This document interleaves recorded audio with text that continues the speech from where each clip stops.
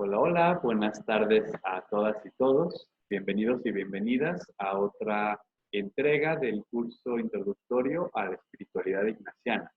Este curso que está enmarcado dentro del EPEC, Espacio Popular el Espacio Popular de Exploración Cristiana, y también el blog Amanecer. En el blog Amanecer tenemos también otros materiales, los cuales les invitamos a que se puedan explorarlos, que puedan entrar a conocer los distintos videos que hemos estado realizando, no solamente del curso introductorio de la espiritualidad ignaciana, sino también el curso completo que tenemos de la espiritualidad teresiano-sanjuanista. Estos dos cursos son totalmente gratuitos, enmarcados y en apoyo al EPEC, para que pueda llegar a la más gente posible y podamos también transmitir esta sabiduría espiritual que está enraizada en tantos y tantos milenios y siglos de experiencia. Y bueno, en este curso introductorio a la espiritualidad ignaciana, que por cierto quisiera disculparme con ustedes porque el sábado pasado no hubo oportunidad de grabarles porque justamente estaba en un retiro espiritual interreligioso muy interesante. Para las personas que conozcan el blog Amanecer, saben que nos dedicamos en buena medida a la exploración interreligiosa desde todos los ámbitos. De hecho, el blog Amanecer es o intenta ser un blog interreligioso, y por eso les invitamos a que le den like, se suscriban a nuestro canal de YouTube para que puedan recibir todavía más y más informaciones de lo que estamos preparando, porque se está preparando y se está viniendo una nueva era para el blog Amanecer, una nueva etapa, fortaleciendo, creando ya más, digamos, colaboraciones con más personas. Entonces creo que pueden estar muy interesadas y muy interesados en lo que se está por venir en el blog Amanecer. Por eso, repito, les invitamos a que le den like en Facebook y se suscriban a su canal, al canal de YouTube que tenemos del blog Amanecer.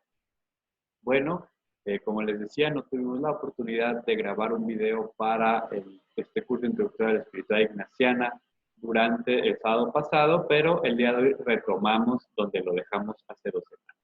¿Dónde lo dejamos? El último video vimos la oración ignaciana. La oración ignaciana que, como decíamos, no tiene que ver con una especie de imposición, que sea un método estricto y que solamente así tenga que hacer la oración, sino que la espiritualidad ignaciana lo que propone, lo que Ignacio de Loyola propone, son unas pautas, meramente unos lineamientos que son más que nada como ayudas que nos pueden proporcionar una calidad de mayor profundidad durante la oración. Si lo recuerdan, lo que vimos fue básicamente que nuestra oración la preparemos desde antes, que no lleguemos hacia el aventón, sino que se note que estamos preparando un encuentro con el amado, con mayúscula, que también tengamos en claro cómo está nuestro corazón cuando llegamos a ese encuentro con el amigo, con la amiga, con mayúscula, y compartamos ese corazón, que nos adentremos también a la meditación y sobre todo, y muy importante, que examinemos, que veamos cómo nos fue y por dónde fue el corazón durante los procesos de la oración. Y esto dio pie a que entráramos al tema del discernimiento. Y esto va a ser muy, pero muy importante porque es básico en la espiritualidad ignaciana. Y por lo tanto voy entonces a compartir pantalla para que podamos empezar con el tema de hoy, que es justamente donde nos quedamos. Después de la oración ignaciana, donde ya empezamos a ver qué es eso del examen de la oración, quedé de empezar este video con qué es el examen diario. Suena muy dificultoso y esto es algo que puede causar mucha comezón a las personas que se adentran por primera vez a la espiritualidad ignaciana. ¿Por qué? Porque sabemos que la palabra examen, quizás por muchos años de condicionamiento escolar, nos causa escozor y mucho temor.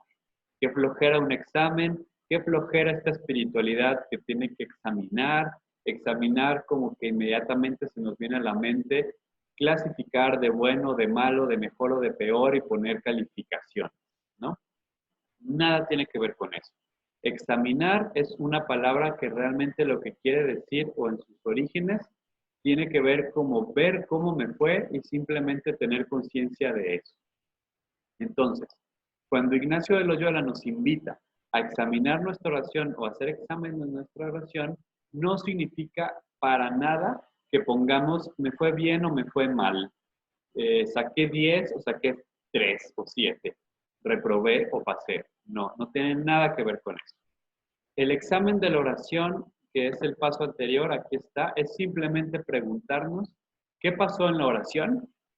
Entonces, pues, poner, pues pasó esto, me dolió la espalda, pensé estas cosas, sentí estas otras cosas.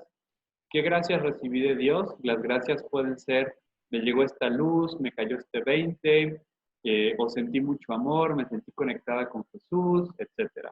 ¿Qué cosas me ayudaron? Como les dije, me ayudó poner una canción antes. O, por ejemplo, ¿qué me dificultó? Me dificultó poner la canción, ¿no? Entonces, si me ayudó, pues quizás la próxima oración la vuelvo a poner. Si me dificultó, pues quizás la próxima oración ya no la pongo. Y con esto vamos teniendo como, digámoslo así, las ayudas, porque después de la oración, al final de cada día hacemos el examen diario, que incluye la oración y lo que examinamos de la oración, pero también incluye todo el día. Ahora, hay que distinguir el examen de la oración, perdón, el examen diario de, del día, el examen del día de la espiritualidad ignaciana con el diario, ¿no? No es, querido diario, hoy hice esto, hoy me vi con fulana, hoy visité a Sutana. No, esto no significa el examen diario ignaciano. Lo que busca el examen diario ignaciano es básicamente lo mismo que el anterior, que el de la oración, pero de todo el día. Entonces es durante el día que voy encontrando que Dios me va señalando, que me va invitando y dónde voy encontrando a Dios y en dónde le he dado la espalda a las invitaciones de Dios. Entonces, por ejemplo, el primer paso es dar gracias. Dar gracias por el día, porque ya lo vivimos y a pesar de que pueda ser un día muy malo, muy cansado, muy estresante, ya el mero hecho de haber llegado a la noche es como ese agradecimiento de poder recogernos y poder cerrar el día. Hago un paréntesis. Por obvias razones, es muy recomendable hacer el examen del día en la noche, porque traemos las cosas frescas, llegamos a casa y le podemos hacer. Ahora, para muchas personas es muy difícil porque llegan muy cansadas, muy cansados de sus trabajos y lo último que pueden hacer es recogerse y ponerse a orar, porque esto es muy importante. El examen de la oración, el examen diario del día, perdón, se hace en actitud orante. No es algo mental o racional académico. No es otra vez querido diario, algo meramente emocional.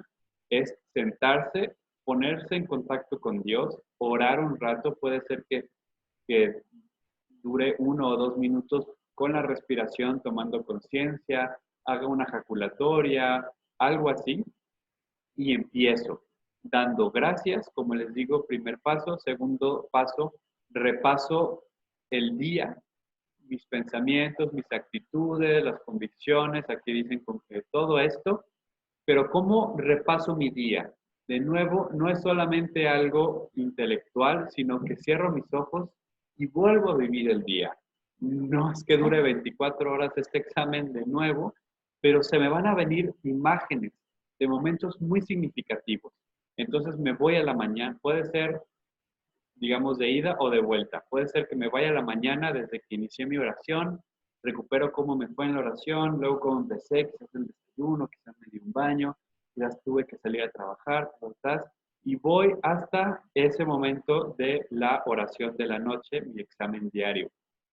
Y se van a venir imágenes, lo más significativo. Obviamente uno va a poner en la pauta cuáles fueron, digamos, esos momentos que fueron más significativos.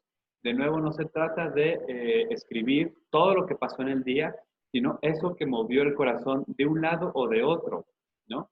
Ahorita vamos a hablar un poco del discernimiento, porque estos exámenes son para el discernimiento. También se puede hacer al revés.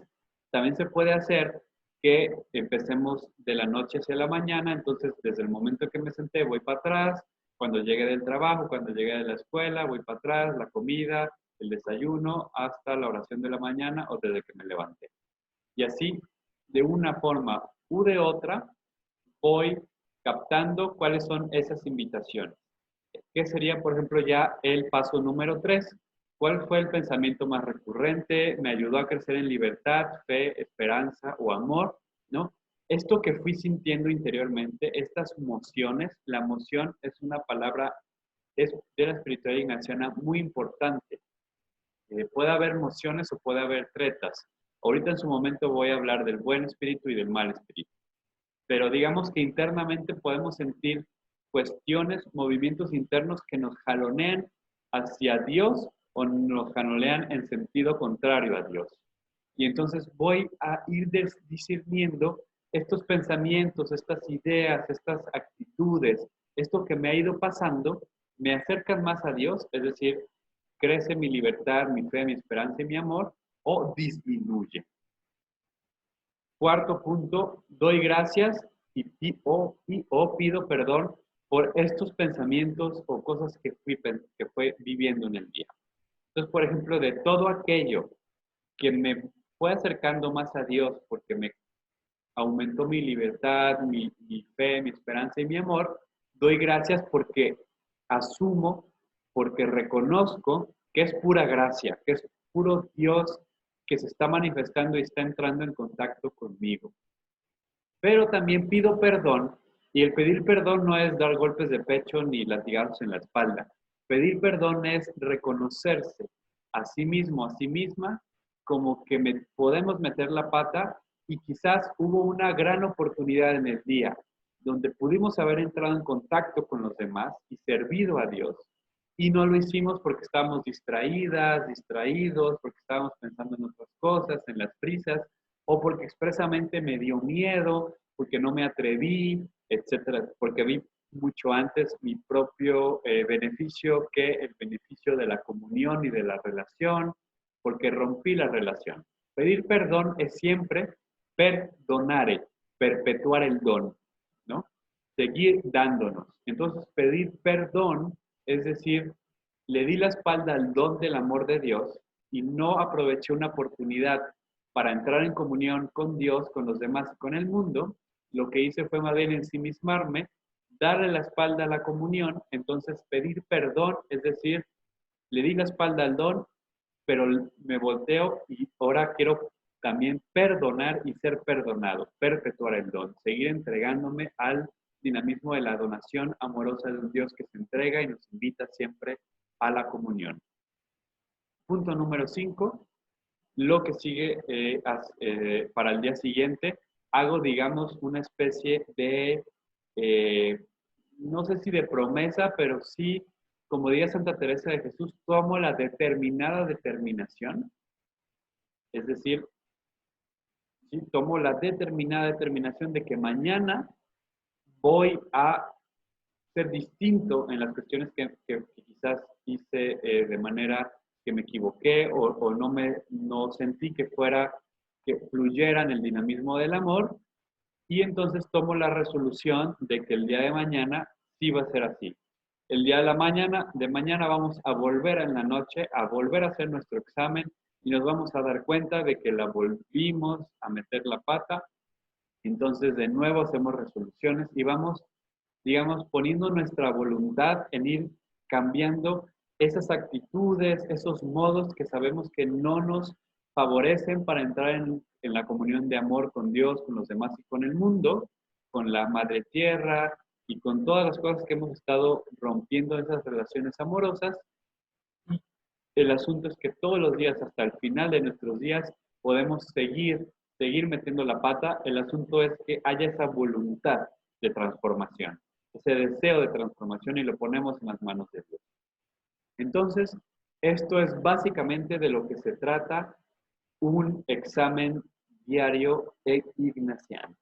Entonces ya tenemos lo que es el examen de la oración. La oración se puede hacer en la mañana, entonces hago mi oración, la examino, lo anoto siempre en mi cuaderno. Los exámenes se tienen que apuntar siempre, o digamos es lo recomendable. Lo voy a decir eh, eh, en los próximos videos por qué. Ahora tengan muy en cuenta de que estos exámenes hay que anotarlos. De igual manera llega al final del día y como les decía, muchas personas lo pueden hacer el día siguiente en la mañana si tienen más tiempo porque están muy cansadas el día anterior.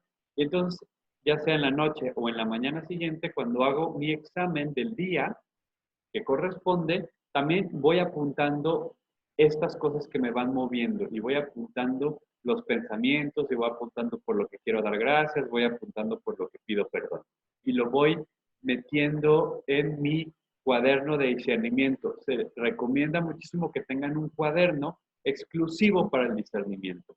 Un cuaderno donde no lo lleven a clases, no es un cuaderno para apuntar sobre su clase de matemáticas ni de ninguna clase, no es un cuaderno tampoco para escribir querido diario. Pueden tener su cuaderno de su examen diario, de su examen ignaciano, donde pongan sus oraciones y su diario examen de cada día y pueden tener un diario, eso es aparte, ¿no? Tampoco o sea, un cuaderno exclusivo para eso. Eso lo van a hacer porque entonces van a tener allí digamos, una memoria de su propio proceso espiritual. Y entonces lo que se recomienda es que después de cierto tiempo, ya sea de manera semanal, quincenal o mensual, yo la hago mensual, pero cada quien como pueda, quiera y necesite, ¿no? Porque uno quisiera hacerlo cada 2 días, pero a lo mejor no puede. Pero a lo mejor sí necesita hacerlo cada semana, porque es lo que necesita. Entonces, ubiquen bien entre lo que pueden, quieren y necesitan y lleguen a un punto medio entre los tres. Y allí, ubiquen ustedes, hagan corte, se llama corte, ¿no? Entonces, por ejemplo, si lo hacen cada 15 días, dediquen 1 hora o 2 horas, lo que cada quien tarde, en releer sus exámenes diarios, sobre todo los exámenes de todos los días, de los últimos 15 días, que tienen que ser exámenes quizás de una página, o sea, no, los exámenes no tienen que ser así un libro por día, ni una disertación doctoral por día, no, porque pongan nada más, esto es lo que sentí, pensé, a esto me sentí movida o movido, doy gracias por esto y esto es lo que tengo que mejorar.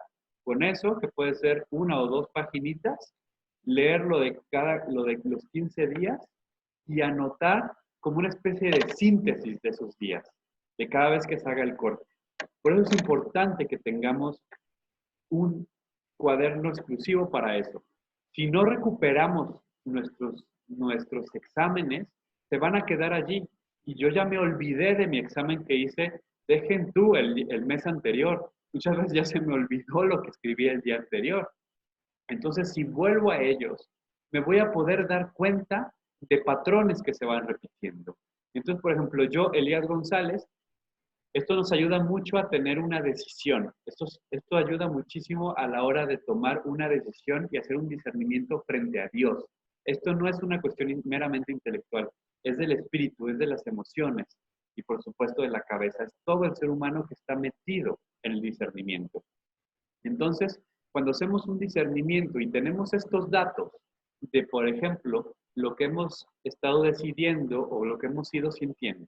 Entonces, por ejemplo, si yo, Elías González, hago mi corte cada mes y voy al final del mes y me di cuenta que en el último mes, pero en todos los días, tengo la misma invitación, por ejemplo, de dejar de comer, no sé, rábanos, ¿no? Estoy haciendo un ejemplo bastante chusco. Pero si yo todos los días escribí, comí rábano y me dolió la panza, comí rábano y me dolió la panza, comí rábano y me dolió la panza, y llego al final del mes y tengo 30 días y los 30 días digo, comí rábano y me dolió la panza, puede ser, no sé ustedes, pero podría ser que quizás no deba de comer rábano, ¿no? Es un ejemplo bastante, pero bastante tonto, yo sé, pero va por allí. Entonces imagínense, vamos a temas más serios. Si durante todo el mes, o imagínense algo mucho más adelante, estoy tomando la decisión de mudarme de ciudad. Entonces durante 6 meses, cada mes que hago mi corte, voy viendo que durante los días de ese mes estoy teniendo una emoción a mudarme y veo que el corazón brinca y además siento que crece en libertad, crece en el gozo hacia Dios, que sé que va a haber dificultades, pero esas dificultades las tomo con esperanza y aunque hay miedo, brilla la esperanza y la asume, entonces puedo yo concluir que muy probablemente Dios sí me está invitando a mudarme de ciudad. Si por el contrario, tengo una invitación de un trabajo que me implica mudarme de ciudad y los últimos 6 meses reviso desde que tuve la noticia pasaron 6 meses y durante esos 6 meses fui haciendo exámenes diarios, oraciones diarias y en todos los cortes mensuales me doy cuenta de que hay miedo, de que, de que he pensado que lo estoy haciendo por las razones equivocadas, meramente porque me da más dinero, pero que realmente no abona en mi proceso espiritual, en mi proceso como persona, que me aleja de mi familia, de mis seres queridos, que puede ser un problema con mi pareja, etcétera, etcétera, y que la única razón de peso es el dinero, probablemente no sea una invitación de Dios, porque además estoy viendo que estoy cabizbaja, cabizbajo, que realmente no tengo emoción, que no me da tranquilidad y que más bien me deja muy inquieto, inquieta. Puede ser que no sea una cuestión de Dios y que eso me aleje del camino que realmente me lleva a la planificación de mi vida. Entonces no sé si me doy a entender con estos ejemplos de lo importante que es tener el cuaderno para eso.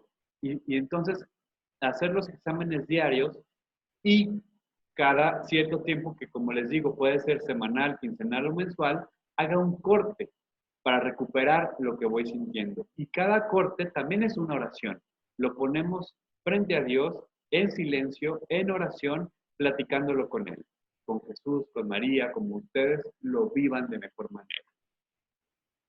Esto es básicamente el esquema general. O sea, ¿qué vamos a hacer con estos datos? Vamos a hacer discernimiento.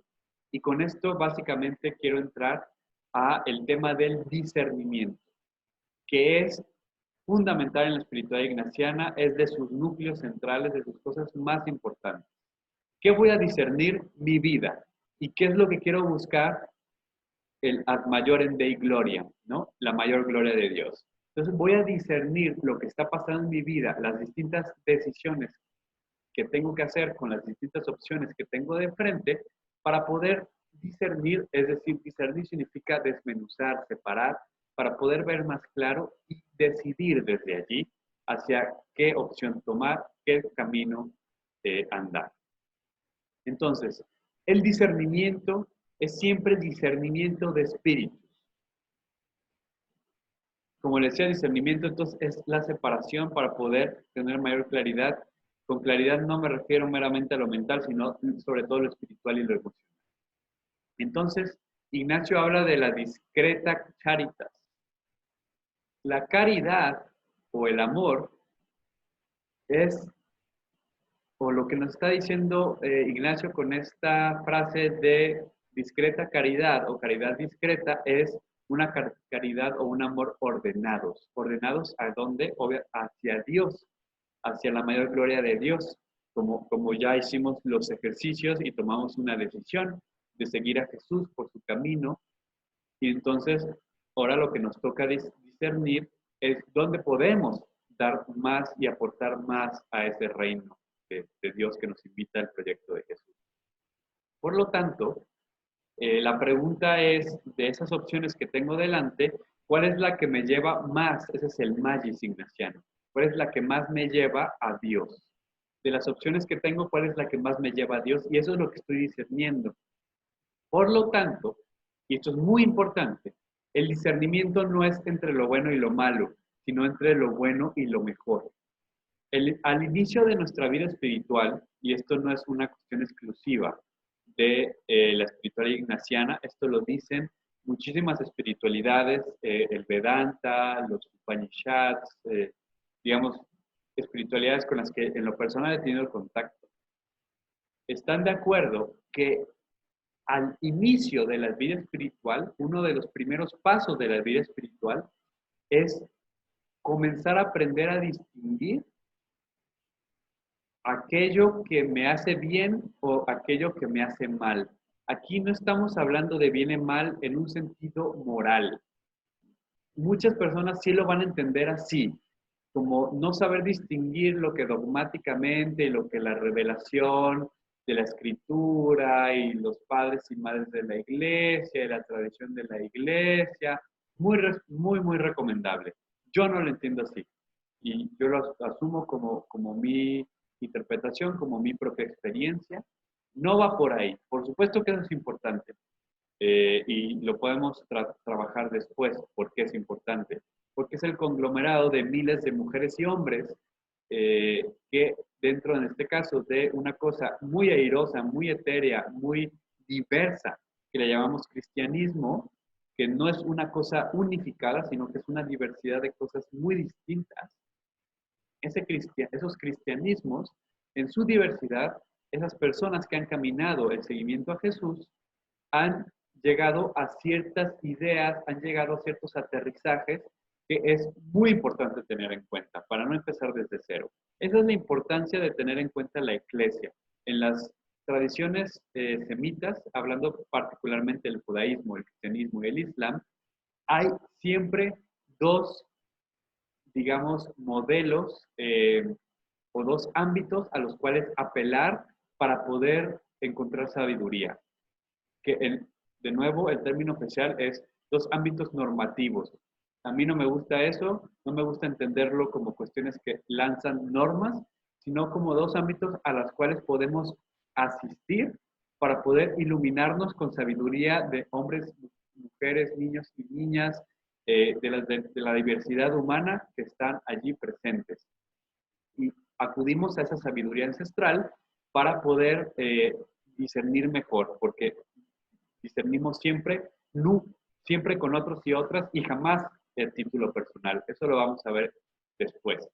Pero entonces, ¿a qué me refiero con esto? Que las tradiciones, por lo menos la judía, la cristiana y la musulmana, que están los que están más cerca nuestros del cristianismo, reconocen la importancia de la escritura y de la tradición.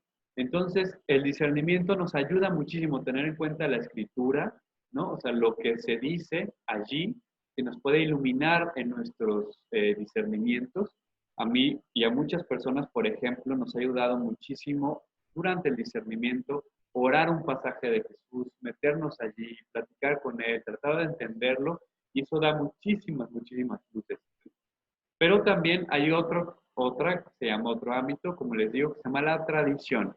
Es decir, aquello que ya no entra en la escritura, es decir, que ya no es el Corán, que ya no es la Torá, que ya no es la Biblia, pero que sí es esta sabiduría de millones de mujeres y hombres, ancianos y ancianas, niñas y niños, que durante miles de años, en el caso de las tres tradiciones, digamos, han manifestado y se ha, digamos, aceptado como tradición. Estoy hablando de que, por ejemplo, en el judaísmo es el famoso Talmud, la Mishnah, en el Islam son los Hadish, los dichos del profeta, Muhammad, la paz sea con él, y también en el cristianismo pues son, por ejemplo, los padres y madres de la iglesia, santos y santas, ¿no? Que también podemos, en este caso, por ejemplo, estamos apelando a Ignacio de Loyola, pero podemos apelar a 1000 personas, a Teresa de Jesús, Teresita, San Francisco, San Juan de la Cruz, etc. Eso por ese lado. Entonces, a lo que voy es, y con todo este rollo empezó con esto de que el discernimiento no se hace entre lo bueno y lo malo, sino entre lo bueno y lo mejor. Y decía todo lo anterior porque quería argumentar que no se trata de lo bueno y lo malo en un sentido meramente moralino, de que, es que sí me estoy adecuando a las reglas de la iglesia. No, no va por ahí, sino que es más en un sentido de no sé distinguir al inicio de mi vida espiritual, porque no sé distinguir las distintas voces, que las vamos a platicar de ellas en un momento, no sé distinguir, no sé discernir entre estas cosas que me están llevando a un camino negativo o a estas cosas que me están llevando a la vida con mayúscula. Entonces, el primer paso en la vida espiritual que uno tiene que dar es saber distinguir esto. Pero esto, digamos, es que comienza a ser muy elemental, pero se va complicando. Y en un segundo momento ya empieza el verdadero discernimiento, que es entre lo bueno decidir lo mejor. Y ahí vamos optando.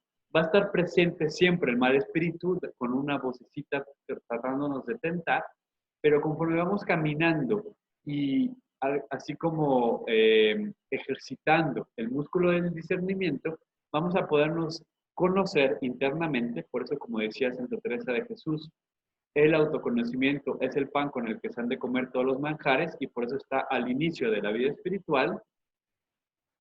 Entonces, entrarle ya todo eso nos va capacitando para distinguir las distintas voces y saber cómo el mal espíritu a mí me da una metida de pata, me mete el pie para caerme, ¿no? Y cómo el buen espíritu me visita y me invita a los dinamismos de la vida. Es por esto que es muy importante distinguir los espíritus. Aquí puse el clásico monito del diablito y el angelito. Es una caricatura, pero que nos ayuda a entender. Ignacio de Loyola, de una manera muy, muy profunda y muy, por decirlo de este modo, adelantándose a toda la psicología occidental posterior, Ignacio de Loyola no inventa el discernimiento. Eso ya está en la Biblia. Sin embargo, sí profundiza a tal grado que se convierte en el maestro del discernimiento. Y la espiritualidad ignaciana es, por antonomasia, la espiritualidad del discernimiento. Entonces, Ignacio nos habla de tres espíritus: el mal espíritu, el buen espíritu y nuestro interior, nuestro yo, pero no el ego, esa interioridad. El mal espíritu es el dinamismo que nos lleva a la muerte. Es el dinamismo, acuérdense de las dos banderas, es ese dinamismo que empieza por medio de las riquezas, después la vanagloria, la soberbia y de ahí a todos los vicios. El buen espíritu es Dios, el Espíritu Santo, que nos va invitando al camino de Jesús, a la pobreza, a los oprobios y menosprecios, a la humildad y de ahí a todas las virtudes. Y nuestro yo es el espíritu que discierne y que va a intentar escoger y distinguir entre uno y otro. En la película de San Ignacio de Loyola es muy bonito esta imagen, muy fantasiosa, sí, muy de Hollywood, aunque no es, la película no es de Hollywood, pero sí muy del cine, digamos, así, extravagante, cuando Ignacio distingue las dos voces y logra distinguir la voz del mal espíritu y logra distinguir la del buen espíritu. Y sabe ya cómo le habla el mal espíritu y cómo le habla el buen espíritu. El punto es llegar a esa distinción.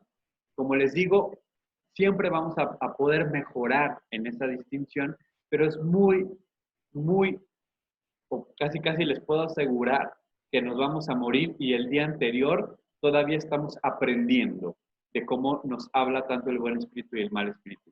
Porque conforme vamos avanzando en la vida espiritual, y lo vamos a ver en un momento, los espíritus van a cambiar. El buen espíritu nos habla de un modo al inicio de la vida espiritual y nos habla de otro conforme vamos caminando. El mal espíritu igual. Al principio nos habla de una manera y después nos va a hablar de otra manera. Con esto quisiera como ir cerrando esta parte del examen y de la noción del discernimiento y de los espíritus. Ahora, algo muy, muy importante son las reglas del discernimiento. Es decir, sí, vamos a discernir. ¿Qué vamos a discernir? Vamos a discernir las voces para poder distinguir cuál es la del buen espíritu y cuál es la del mal espíritu, y cuando ya más o menos sepamos por dónde va y cuáles son las tretas comunes que nos hace el mal espíritu, porque esto es importantísimo subrayarlo, el mal espíritu y el buen espíritu nos hablan personalizadamente. ¿A qué me refiero? No hablan a todo el mundo de manera igual, sino que hablan a ti en tu condición de inédito, de inédita, en ese tejido histórico, espiritual que eres tú y que Dios se quiere comunicar con eso inédito que eres tú. Allí Dios y también el mal espíritu te van a comunicar contigo. Entonces, por ejemplo, eh, el mal espíritu va a saber cuáles son nuestras debilidades y va a entrar por allí. Y el buen espíritu también va a entrar según nuestra historia. Esto es lo que quiero subrayar. A mí, Elías González, el mal espíritu me trabaja de ciertas maneras según mi historia. Y el buen espíritu también me trabaja de unas maneras según mi historia. Y como cada historia es distinta, también nos van a tentar o a invitar de maneras diferentes. Sin embargo, sí es posible, como hace Ignacio en el libro de los ejercicios, decir las reglas del discernimiento que es buenísimo tener en cuenta para a la hora de hacer nuestro discernimiento. Ahora, ¿cuándo se hace nuestro discernimiento? Pues primero, cuando hacemos estos cortes de cada vez, que puede ser, les digo, semanal, quincenal o mensual, hacemos estos cortes. También hacemos discernimiento cuando hacemos los ejercicios espirituales que se recomienda para una persona que quiera caminar la espiritualidad ignaciana, que se recomienda que se haga de forma anual. Y finalmente también se hacen el discernimiento cuando hablamos con nuestro acompañante espiritual y cuando lo compartimos nuestro discernimiento con nuestro grupo de discernimiento. Pero de estos dos últimos voy a hablar posteriormente. Ya hablé de la importancia de los ejercicios espirituales, ya hablamos también de la importancia del examen diario, hablamos de la importancia del corte, ya sea semanal, quincenal o mensual, y ahora vamos a hablar de las reglas del discernimiento. Ahora, hay reglas de primera y de segunda semana. Si nos acordamos un poquito a qué se refiere la primera y la segunda semana, vamos a entender mejor por qué Ignacio las divide de esa manera.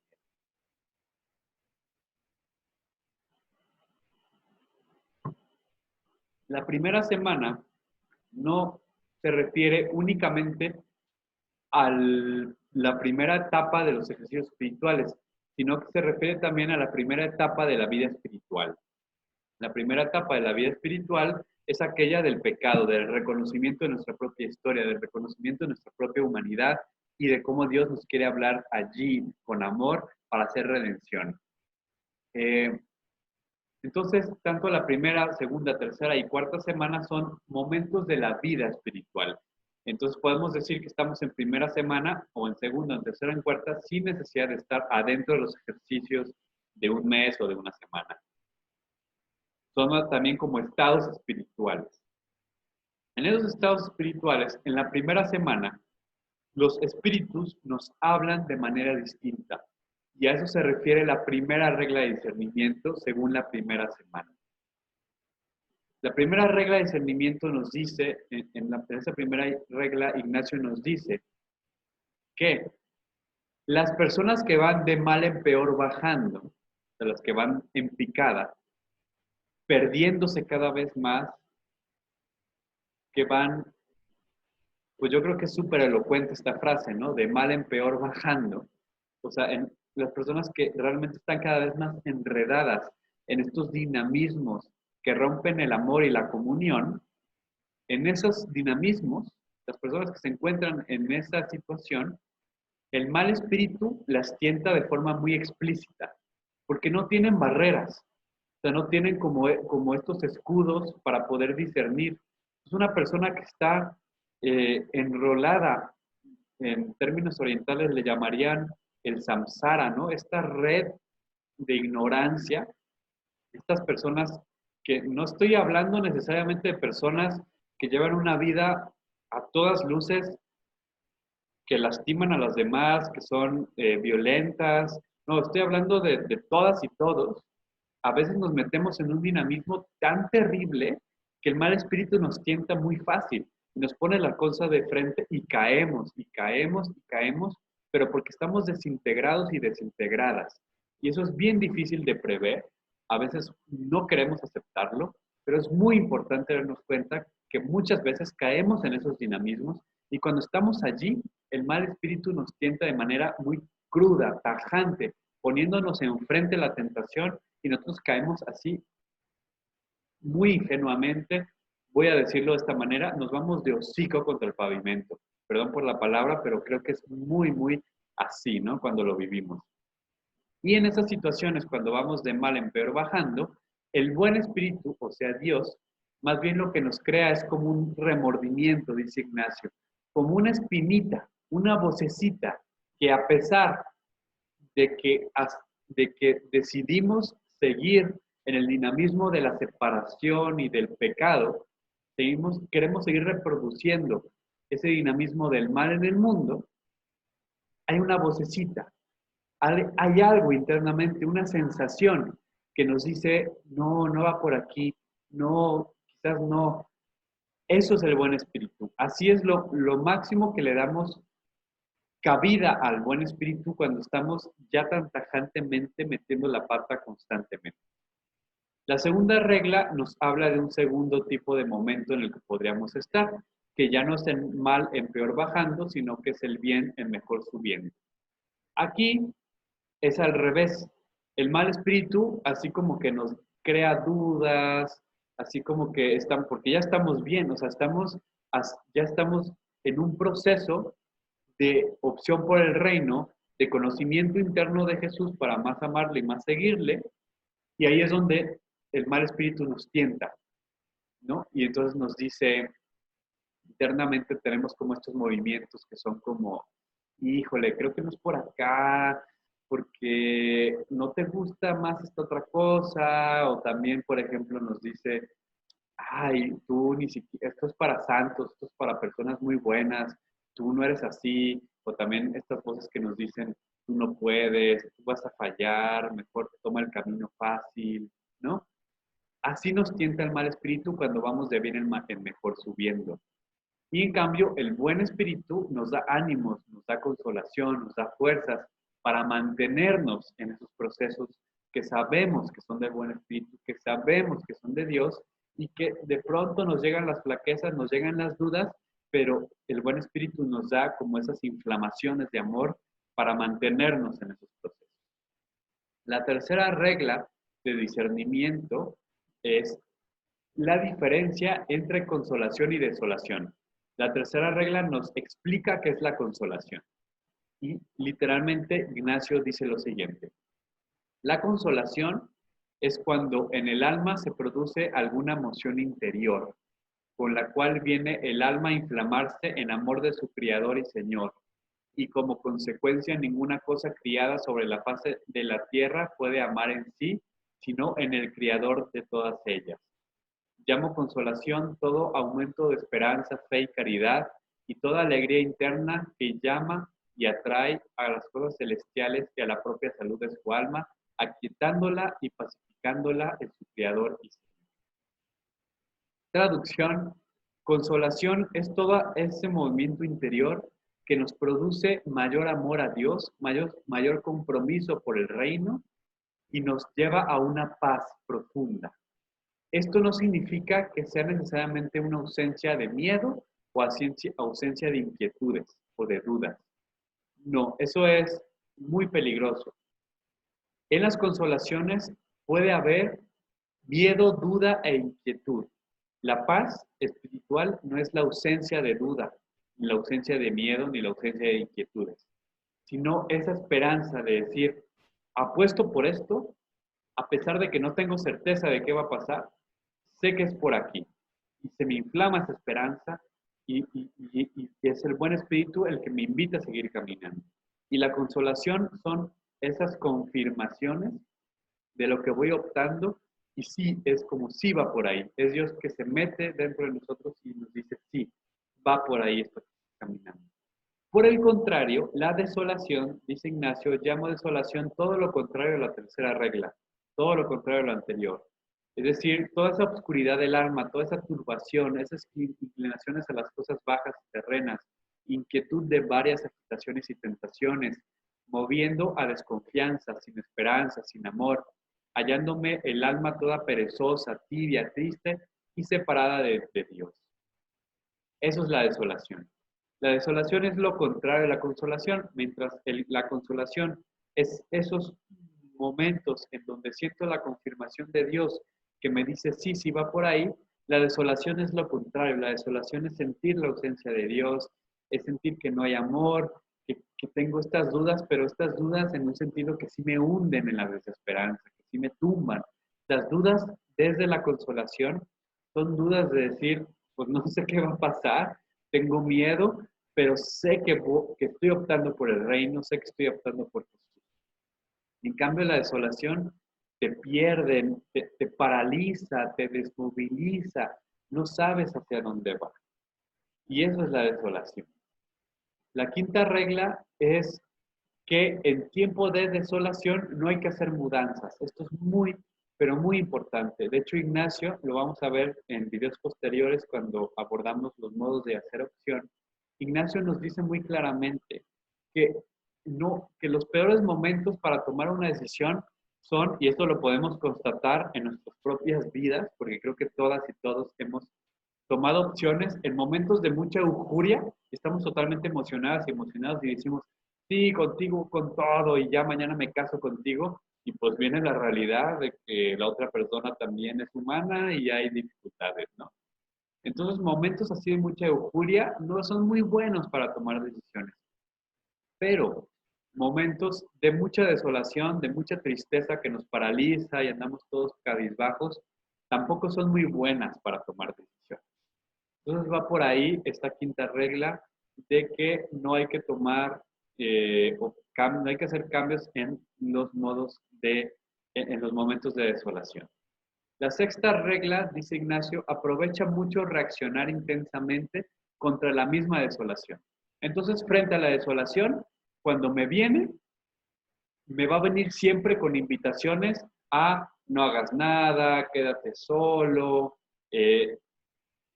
digamos, no hagas oración, no le reces a Dios. Cuando estás en desolación, haz lo contrario a lo que la desolación te invita. Insiste en la oración, insiste en el examen, insiste en la meditación. Entonces, la desolación te va a llevar necesariamente a que no quieras tener vida espiritual. Y entonces ahí lo que hay que hacer es tener más vida espiritual, hacer más oración, aunque sea seca, porque es lo que nos va a sacar de la desolación, no es darle cabida a esas emociones o tretas del mal espíritu, sino orar más, estar más frente a Dios. Ahora, en la séptima regla nos dice Ignacio que hay que verla como la desolación, hay que verla como un proceso de prueba, hay que vivirlo como esta batalla espiritual que estamos forjando y decir, estoy sufriendo algo muy doloroso, pero lo voy a pasar, va a pasar, siempre va a pasar la desolación. Desde ahorita les digo, con esperanza la desolación siempre pasa, pero la consolación también siempre pasa. Es un juego de ir y venir entre consolación y desolación. Siempre va a pasar. Entonces, pues siempre va a haber desolación y va a venir una consolación que nos ayude a salir de ella, pero siempre la consolación va a desaparecer y va a venir una desolación de nuevo. Entonces, vivir la desolación como ese fuego que me está forjando en esta lucha espiritual que estoy librando y verlo así. La octava regla, dice Ignacio, es trabajar con paciencia en la desolación. Va a haber desolación, vamos con paciencia, sabiendo, es lo que decías, va a pasar, poquito a poquito, vamos caminando. Ahora, en la novena regla, Ignacio nos plantea tres posibles causas de la desolación. La primera causa es la negligencia espiritual. Cuando una persona entra en desolación, lo primero que hay que revisar es la vida espiritual. Si esa persona no hace oración, no tiene vida espiritual, entonces por supuesto que va a entrar en desolación. La desolación espiritual es una enfermedad del espíritu. Así como hay depresión y es algo más de corte psicológico, la desolación es clásica del espíritu. Entonces, si no tenemos una vida espiritual sana, es decir, comprometida, entregada y seria, es decir, que realmente tengamos vida de oración, aquello que sea nuestra vida espiritual, por supuesto que vamos a entrar en desolación. Entonces, lo primero que hay que revisar cuando estamos en desolación es ¿cómo está mi vida espiritual? Si veo que está muy negligente, lo que hay que hacer es pues echarle ganas en la vida espiritual y a veces con eso salimos, ¿eh? A veces con eso ya volvemos a encontrar el camino.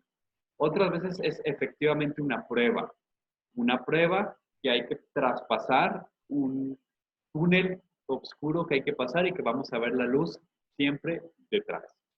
Finalmente, después viene otro tipo de consolación, otra causa de la desolación, perdón, causa de desolación, que esta es muy, pero muy interesante, que es aquella que se puede acercar muchísimo más a la noche oscura de San Juan de la Cruz.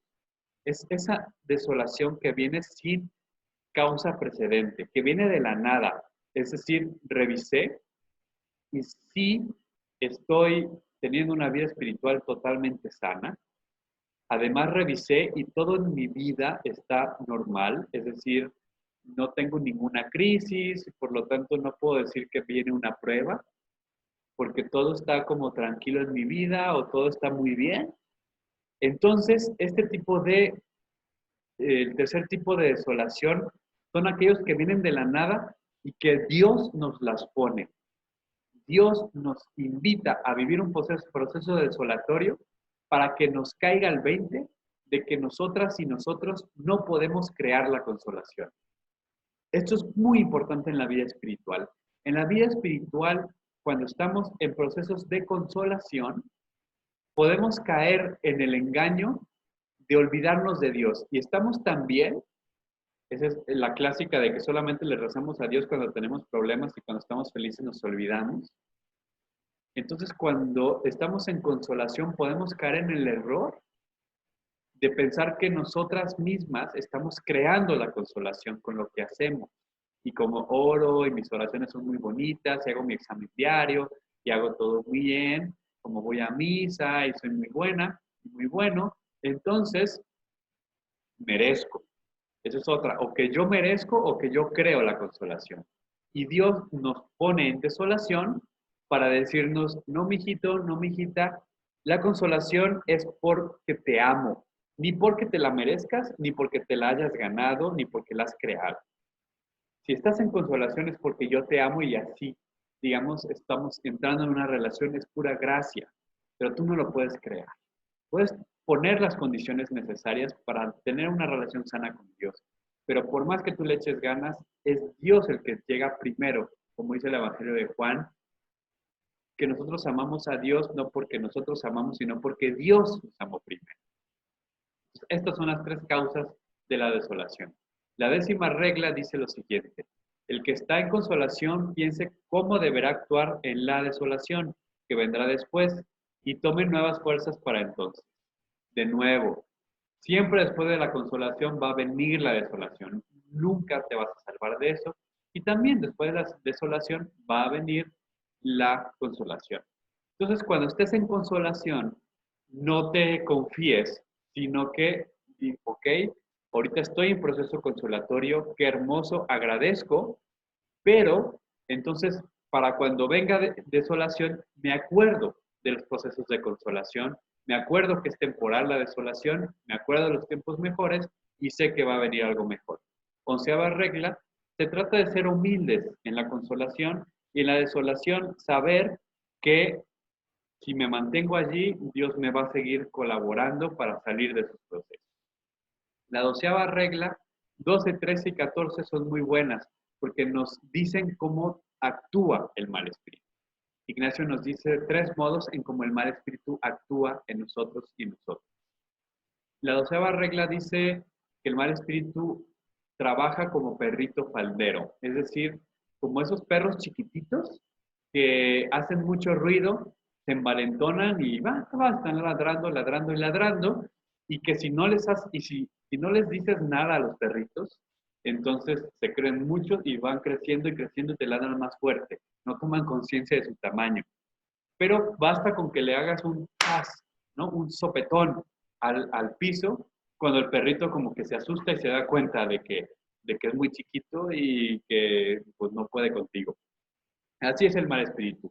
Si tú eres negligente con el mal espíritu y dejas que se envalentone, va a crecer y va a crecer y va a crecer y va a crecer, va a ser cada vez más grande, pero basta con que tú le digas, chitón, cállate.